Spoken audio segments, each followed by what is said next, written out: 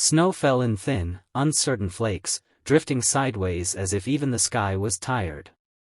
The bus stop sat hunched beneath a flickering street lamp, its glass walls smudged with old fingerprints and fogged by breath.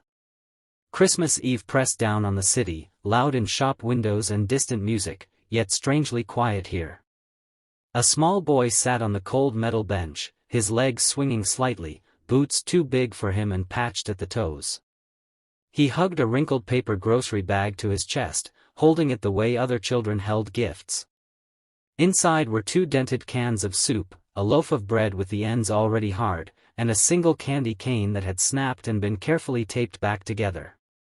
A man stood nearby, tall and alone, his dark coat cut perfectly, expensive in a way that didn't try to hide itself. He had just come from a black car that disappeared around the corner, leaving him with nothing but the cold and the weight. His phone buzzed with messages he didn't open.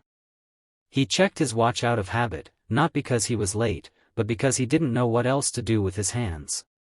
Christmas lights blinked from buildings across the street, cheerful and cruel at the same time.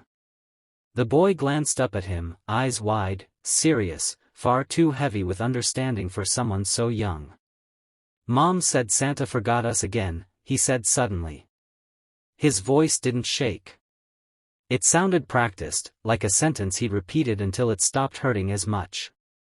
"But it's okay," she said. "Grown-ups get busy." The man inhaled sharply, caught off guard by the honesty. He nodded once, unsure how to respond, words failing him in a way boardrooms and cameras never could. He hadn't spoken to a child this close in years. The memory of his own empty house flickered in his mind, decorated by staff, silent by choice. "My mom's sick," the boy continued, staring down at his bag. "She sleeps a lot now. I went to the store myself."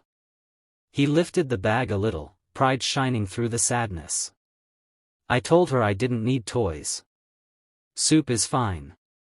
A bus thundered past without stopping, full and warm, sending a wave of icy wine through the shelter. The boy shivered. Before thinking, the man slipped off his coat. It was heavy, lined, the kind meant for winters harsher than this, and he gently draped it over the boy's shoulders. The fabric swallowed him, nearly touching the ground. "You shouldn't," the boy whispered, fingers clutching the sleeves. "I should," the man replied quietly, surprising himself with how true it felt. They stood there together as the snow kept falling, 2 strangers bound by a moment neither would ever forget, while somewhere far away, Christmas bells rang for people who still believed they were remembered. Morning arrived slowly, as if it were unsure it was welcome. Pale winter light slipped through the thin curtains, settling softly over the small apartment. The boy woke first, as he usually did, listening for his mother's breathing before daring to move. When he heard it, shallow but steady, he let out a quiet sigh of relief. He sat up and pulled the oversized coat tighter around himself. He had slept in it, afraid that if he took it off, the warmth from last night might disappear too, like a dream fading too fast. The apartment felt different somehow. Still small, still worn, but lighter. The paper star on the wall caught the early light, glowing faintly. The boy padded into the kitchen and carefully poured water into the old kettle, standing on his toes to reach the stove. He wanted his mom to wake up to something warm. A knock came at the door, soft, uncertain. The boy froze. For a moment, fear flickered across his face. No one ever knocked this early. He tiptoed closer and pressed his eye to the peephole. His breath caught. It was the man from the bus stop. He opened the door slowly. The hallway beyond was filled with quiet wonder. A small Christmas tree stood there, real and green, dusted with snow, tiny lights glowing like captured stars. Boxes sat neatly beside it, wrapped in simple paper and tied with string. The man stood behind it all, sleeves rolled up, eyes tired but hopeful. "I hope I'm not too early," the man said softly. "I wasn't sure, but I didn't want to be late either." The boy couldn't speak. His hands trembled as he reached out, touching the tree like it might vanish. "Mom," he whispered loudly, voice cracking. "Mom, you have to come see." The woman appeared in the doorway, wrapped in her blanket, confusion turning into disbelief. She covered her mouth as tears filled her eyes. "Oh," was all she managed to say. "I don't want to intrude," the man said quickly. "I just thought Christmas shouldn't be quiet." The boy stepped forward and hugged him without hesitation, arms wrapping tightly around his waist. The man stiffened, then slowly returned the embrace, his hands resting gently on the child's back. Something inside him shifted, settled, like a missing piece finding its place. They brought the tree inside together, setting it beneath the paper star. The lights were plugged in, and the room filled with a gentle glow. The boy laughed, a real laugh, unguarded and bright. It echoed off the walls, filling spaces that had long been empty. As they shared soup at the small table, steam rising and hands warming, the man realized this simple meal meant more than any feast he had ever known.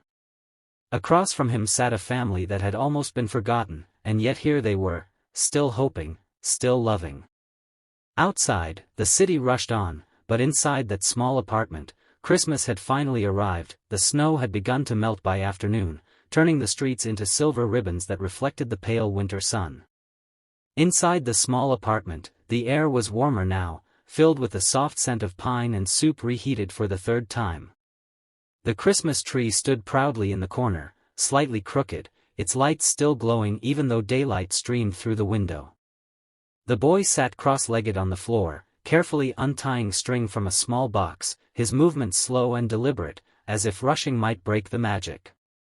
The man watched from the couch, a mug warming his hands. He had stayed longer than he planned. In truth, he hadn't planned to stay at all. Yet here he was, listening to the quiet rhythm of life he had been missing without knowing it.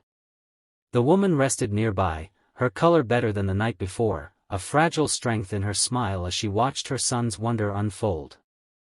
Inside the box was a small toy bus, simple and worn at the edges. The boy's eyes lit up, not because it was expensive, but because it was his. "It looks like the one we take," he said softly, pushing it along the floor. "The one where we met you." The man swallowed, emotion tightening his throat. He nodded. "I thought you might remember it." The woman reached for the man's hand, her grip light but sincere. "You didn't just bring gifts," she said. "You brought hope back into this home." He shook his head slowly. "You gave me something too," he replied. "I forgot what mornings like this felt like." Later, as the sun dipped lower, he stood by the door, coat folded over his arm. Leaving felt heavier than arriving. The boy walked him out, holding the toy bus close. "Will you come back?" the boy asked, trying to sound casual, though his eyes searched the man's face. The man knelt, meeting him at eye level. "If you'll let me," he said. "I don't want to disappear again." The boy smiled, a small, certain smile. "Santa doesn't forget twice," he said. The door closed softly behind the man, but the connection remained. As he stepped into the fading light, he realized the loneliness he had carried for years no longer felt permanent. Somewhere behind him, a child believed in him, and for the first time in a very long while, that felt like Christmas that would last.